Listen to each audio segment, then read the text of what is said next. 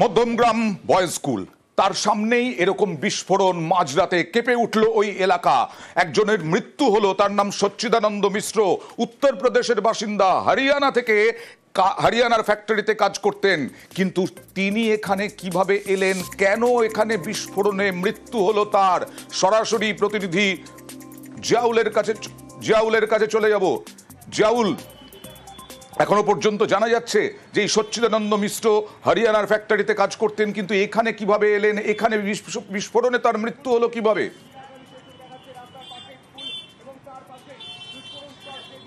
একদম দেখো, ঠিক ঘটনাস্থল অর্থাৎ আমার ঠিক পিছু এই সাইডে, অর্থাৎ এই যে উড়ালপুল তার নিচেই কিন্তু এখানে এই যে প্লাস্টিক ঢাকা রয়েছে, ঠিক এখানেই ছিল কিন্তু এই অর্থাৎ বসার একটি চেয়ার, সেখানেই বসেছিলেন এবং সেখানেই বিস্ফোরণ হয় এবং বিস্ফোরণে গোটা এলাকা কেঁপে যায়। তারপরে এলাকার মানুষ এসে দেখে যে এলাকায় এখানেই একটি রক্তাক্ত অবস্থায় এক যুবক কাতরাচ্ছেন, হিন্দিভাষী, এবং তার এখানেই বিস্ফোরণের ঘটনা ঘটে এবং এখান থেকে সেই বিস্ফোরণের তীব্রতা এতটাই ছিল, অর্থাৎ এই যে লোহার হাতল দেখতে পাচ্ছেন, এই লোহার হাতলের একটা অংশ কিন্তু এখান থেকে উড়ে যায় এবং যে চেয়ার এবং তার হাতের একাধিক অংশ অর্থাৎ ক্ষতিগ্রস্ত হয়, অর্থাৎ হাতের একটা কবজি উড়ে যায় এবং পেটের দিকের অনেকটা অংশ পুড়ে নষ্ট হয়ে যায় এবং এখান থেকে সেই বিস্ফোরণের তীব্রতা এতটাই ছিল, এখান থেকে না হলেও প্রায় 50 ফুট দূরে তুমি দেখতেই পাচ্ছ একদিকে মধ্যমগ্রাম উচ্চ বিদ্যালয়, সেই মধ্যমগ্রাম উচ্চ বিদ্যালয়ের যে অর্থাৎ নোটিশ বোর্ড, সেই নোটিশ বোর্ডেও কিন্তু সেখান থেকে স্পিডার এসে একেবারে এখান থেকে সেই অংশও কিন্তু একেবারে যে নোটিশ বোর্ড, সেই নোটিশ বোর্ডের কাঁচ সেটাও কিন্তু ভেঙে যায়। ফলে এই জায়গাটায় এসে কিন্তু এই বিস্ফোরণের যে অর্থাৎ সেখানেও কিন্তু প্রতিঘাত লক্ষ্য করা যাচ্ছে। কিন্তু এই যুবক কেন এখানে এলেন, তার বাড়ি হচ্ছে উত্তরপ্রদেশের বস্তি এলাকায় এবং সেখান থেকে সে কিন্তু হরিয়ানার একটি ফ্যাক্টরিতে কাজ করতেন এবং অর্থাৎ তার দুদিন আগে তার পরিবারের সঙ্গে কথা হয়, তারপরেই চলে আসে এই মধ্যমগ্রামে। আমি তোমাকে আর একটা অর্থাৎ একজন প্রত্যক্ষদর্শী, তার কারণ তখন 12:30 বাজে, সেই সময় অর্থাৎ মধ্যমগ্রামে সোদপুরের দিক থেকে এই যুবক হেঁটে এসেছিল, সঙ্গে একটি কালো ব্যাগ ছিল এবং একটি ফলের দোকানের সামনে গিয়েই কিন্তু এই যুবক জিজ্ঞাসা করে যে মধ্যমগ্রাম চৌমাথার দিকে তিনি যাবেন এবং সেই ফল বিক্রেতাকে জানান যে অর্থাৎ এই রেল লাইনের পাশ দিয়ে কিন্তু সেই যুবক এখান থেকে তাকে পথ দেখিয়ে দেয়, সেই যুবক যায়। তার ঠিক মিনিট 20 পরেই কিন্তু এখানে বিকট আওয়াজ এবং কেঁপে ওঠে এলাকা, অর্থাৎ একদিকে মধ্যমগ্রাম উড়ালপুল, সেই উড়ালপুলের নিচেই কিন্তু এই বিস্ফোরণের ঘটনা। কিন্তু এই যুবক উত্তরপ্রদেশ থেকে, অর্থাৎ তিনি হরিয়ানায় কাজ করতেন, হরিয়ানা থেকে কিভাবে তিনি এখানে এলেন, কেন এখানে এলেন এবং এই যে অর্থাৎ তার সঙ্গে যে বিস্ফোরণের ঘটনা, সেই বিস্ফোরণ কোথা থেকে নিয়ে এসেছিল, তাহলে কি এই মধ্যমগ্রাম চৌমাথাতে জিজ্ঞাসা করছেন এলাকার ফল ব্যবসায়ীদেরকে, তাহলে কি এই যুবক কোনো কারোর সঙ্গে দেখা করার কথা ছিল, তার জন্যই কিন্তু এখানে এসে বসে তিনি অপেক্ষা করছিলেন আর সেখান থেকে বিস্ফোরণ। আমি আসবো স্থানীয় জনপ্রতিনিধিরা, তারা কি বলছেন একবার দেখাবো, তারপরে আবার আসবো তোমার কাছে এবং প্রত্যক্ষদর্শী কি বলছেন সেটাও পরবর্তী সময়ে দেখাবো। গতকাল রাতে 1:05 নাগাদ একটা আওয়াজ শোনা যায়, এসে দেখি এখানে ব্যারিকেড রয়েছে পুলিশের পক্ষ থেকে, প্লাস্টিক দিয়ে ঘিরে দেওয়া আছে, মনে হয় সকেট বোমা টাইপের কিছু বাস করেছে। প্রশাসন সূত্রে জানা গেছে যে যার এটা ঘটেছে সে নিয়ে উত্তরপ্রদেশের বাসিন্দা, যে এটিএম লুট হচ্ছে, আপনারা দেখছেন সোনার দোকানে লুট হচ্ছে, আপনারা দেখছেন জামতারা গ্যাং এখন বিশ্ববিখ্যাত একটা গ্যাং, অন্য রাজ্যের প্রভারীরা এসে এই ঘটনাগুলো ঘটছে। আমরা প্রকৃত তদন্ত চাই। ঘটনা তো ঘটেছে, এখন পুলিশ অনুসন্ধান করছে, দেখছে, কিন্তু আমরা এটা ভাবতে পারিনি যে মধ্যমগ্রামে এই ধরনের ঘটনা ঘটবে। বুঝতে পারছি না যে কেন এটা হলো, কি কারণের জন্য হলো, কিছু জানতে পারা যায় না। কেউ বলছে ইউপির লোক, কেউ বলছে মুখের লোক। এই ধরনের ঘটনা মধ্যমগ্রামের মতো শহরে বাঞ্ছনীয় না। কি উদ্দেশ্য নিয়ে এসেছিল এটা তো বোঝা যাচ্ছে না। এটা আতঙ্কিত হওয়ার কোনো কারণ নেই, স্থানীয় পর্যায়ে নয়, কিন্তু অনুসন্ধান চলছে, পুলিশ অনুসন্ধান করে নিশ্চয়ই পাচ্ছে। এটাই তো বড় সমস্যা যে সচ্চিদানন্দ মিশ্র মারা গেছে, তিনি কেন এসেছিলেন এখানে? এনআইএ তদন্ত নেমেছে, ফরেনসিক টিমও এসেছিল ঘটনাস্থলে। জিয়া, কিছু ক্লু?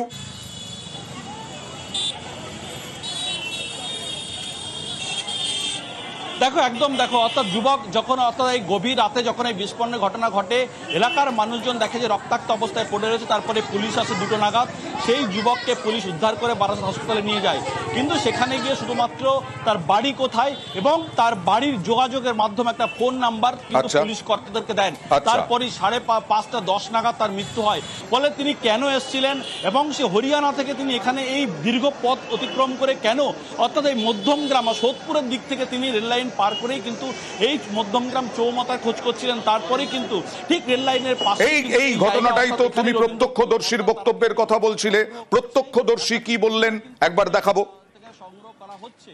ফলে আমরা দোকানে আছি, একটা টোটো এরকম দাঁড়িয়ে আছে, ভদ্রলোককে জিজ্ঞাসা করছে চৌমাথায় যাবে, কিসে বলছে, হিন্দিতে বলছে সব, এবং আগো ছিল চেহারা একটা অন্য টাইপের।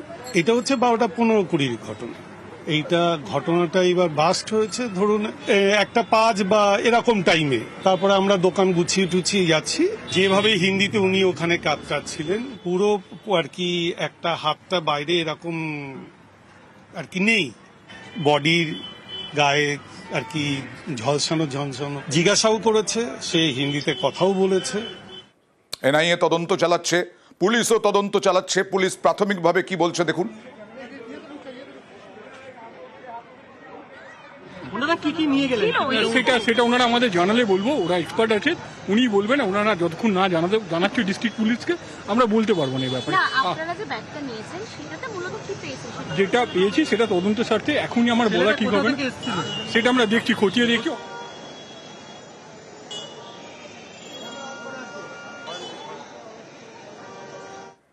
এবার ভাঙড় নন্দীগ্রাম দুটো খবর দেখাবো, কারণ হাই মাদ্রাসায় নমিনেশন ঘিরে ভাঙড়ে একেবারে লাঠালাঠি, মারামারি, হাতাহাতি তৃণমূল এবং আইএসএফ এর কর্মীদের মধ্যে। তারপরে পড়লো বোমাও পড়লো ভাঙড়ে। হাই মাদ্রাসার নমিনেশন ঘিরে দুন্দুমার, স্কুলের সামনে পড়লো বোমাবাজির অভিযোগ দুষ্কৃতীদের বিরুদ্ধে।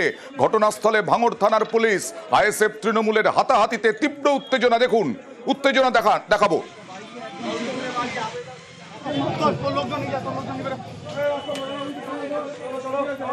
হাতাহাতি মারামারি।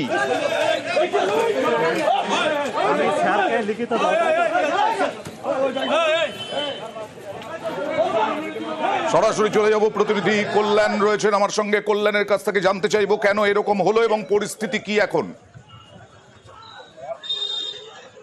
একেবারেই অয়নদা জানিয়ে রাখি, এই মুহূর্তে কিন্তু পরিস্থিতি স্বাভাবিক, কারণ ভাঙড় ডিভিশনের ডিসি সৈকত ঘোষের নেতৃত্বে বিশাল পুলিশ বাহিনী সকাল থেকেই কিন্তু মোতায়েন ছিল। তারপরও কেন এই অশান্তি এড়ানো গেল না, সেই নিয়ে কিন্তু প্রশ্ন তুলছে বিরোধীরা। কারণ এই যে ভাঙড় হাই মাদ্রাসার কথা বলা হচ্ছে, যেখানে নমিনেশন পর্ব ছিল, সেই নমিনেশন কেন্দ্র থেকে বেশ কিছুটা দূরে মোট দুটি রাস্তার মুখেই তৃণমূলরা সকাল থেকেই কিন্তু জমায়েত করেছিল।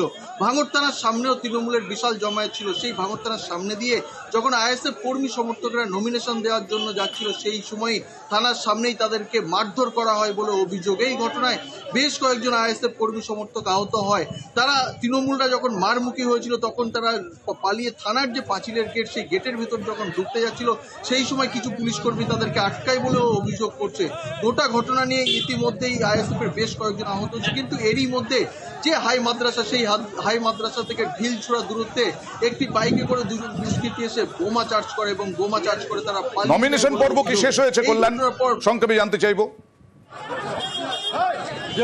হ্যাঁ, ইতিমধ্যেই নমিনেশন পর্ব শেষ হয়েছে বিনা প্রতিদ্বন্দ্বিতায়। ওকে, আর এর মধ্যেই নমিনেশন পর্ব শেষ হয়েছে। শুধু তাই নয়, তুঙ্গে রাজনৈতিক তরজা। আক্রান্তরা তারা কি বলছেন আর রাজনৈতিক নেতৃবৃন্দ কি বলছেন দেখুন। ক্যান্ডিডেট হয়ে আমি যাচ্ছিলাম, গুন্ডা বাহিনী যখন আসছে বাইরের থেকে এখানে দাঁড়িয়ে আছে, আমরা তখন বলি যে ওরা প্রচুর লোক আছে, আমাদেরকে মারবে আমরা গেলে, ওই হিসেবে আমরা থানায় জানাতে এসেছিলাম।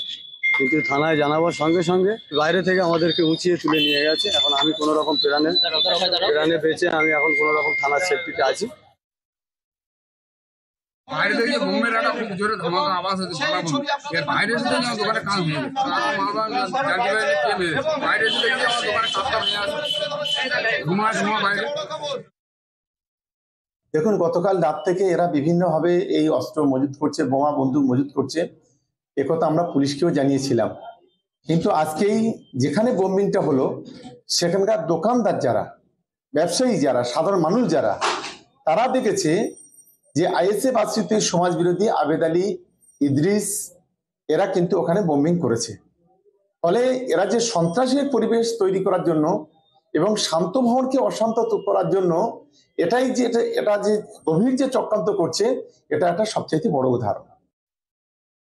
দেখুন, ওখানে বোমাবাজি যেটা ঘটেছে শুনেছি, আমরা সোশ্যাল মিডিয়ায় যেটা দেখছি, আমাদের ওইদিকে কেউ নেই। যখন বোমাবাজিটা হয় তখন আমরা কিন্তু হসপিটালের সামনে এখানেই বসে আছি, কারণ আমাদের ছেলেদের মেরেছে। থানার সামনে এমনভাবে গ্যাদারিং করে আছে তৃণমূল কংগ্রেসের দুষ্কৃতীরা, থানা পর্যন্ত ভয় পাচ্ছে, ওদেরকে বার করতে পারে না।